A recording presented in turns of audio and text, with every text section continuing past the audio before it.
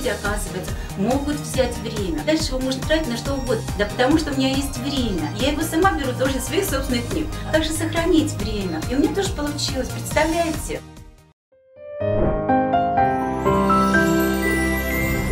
Я когда-то сказала себе, вот если у меня не получится миру это дать как практический инструмент, тогда я буду писать фантастику.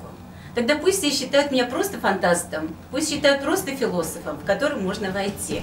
Но потом я начала практически это давать людям, и у меня это получилось.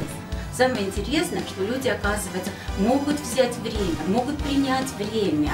И затем постепенно вокруг них эта оболочка расширяется, а потом в эту оболочку еще кто-то поступает. То есть часто что происходит? Вот есть люди позитивные, да, и есть люди негативные. И мы говорим, есть добро и зло, вампиры и доноры. Ой, кстати, я сейчас привезла именно свою новую книгу, я ее назвала «Апофеоз», которая, первая глава начинается «Вампиры и доноры». Что это такое? Почему, если есть вот такой позитив, значит, обязательно рядом будет негатив, чтобы этот позитив немножечко успокоить, да, чтобы мы не занимали слишком много места, слишком много пространства. Но дальше что оказалось? Что когда мы идем во время, у нас заканчивается это противоборство, заканчивается эта диалектика. Время – это единое начало. И когда мы туда уходим, то дальше наступает вот это состояние апофеоза или состояние, когда сначала, вам правда это кажется фантастикой. Вы знаете, мне тоже когда-то казалось, я думаю, ну вот это я все сделаю, вот хорошо мне, я астроном, да, то есть я живу этими звездами, я в любой момент могу отвлечься, отвлечь мое сознание, это тоже замечательно. То есть вот и люди будут думать о том, что здесь происходит, а я вот сразу буду смотреть, а что там происходит, и мне будет интересно.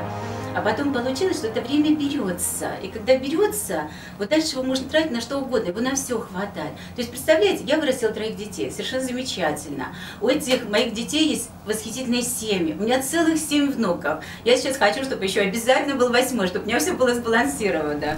Дальше я успела облететь всю эту землю, побывала на Северном полюсе, на Южном полюсе, побывала 4 раза в Антарктиде. Я облетела землю по меридиану, облетела ее по экватору. Я посетила такое количество стран, я провела огромное количество бесед, я написала 400 книг, я постоянно поддерживаю разные контакты и везде успеваю.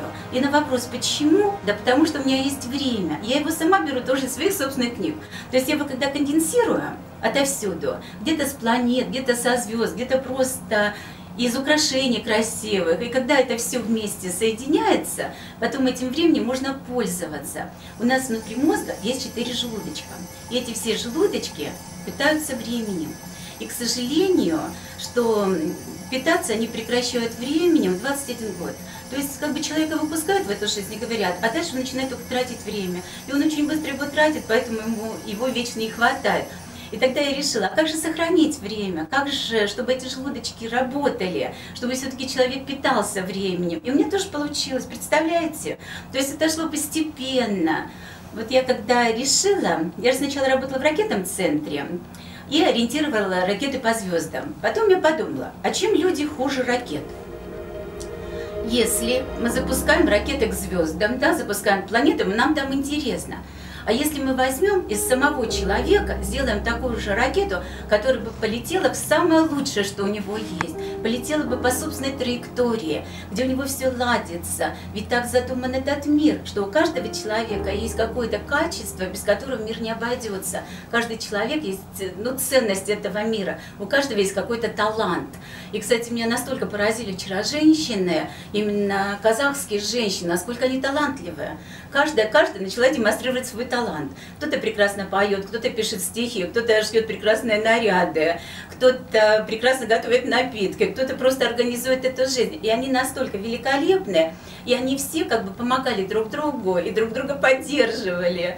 И поэтому постепенно, вот когда каждый человек пойдет по своей собственной траектории и станет вот собственной ракетой к собственной цели, ну и все, и тогда уж негатив будет отслаиваться, как вот те ступени, которые вывели эту ракету в полет, а потом все-таки эти ступени отслоились, они сгорели. Так и получается, что все, уходит все ненужное, когда ты на своей траектории, когда ты понимаешь, что кроме тебя это никто в этой жизни не сделает. Вот ты пришел в этот мир, это твоя миссия, это твоя обязанность.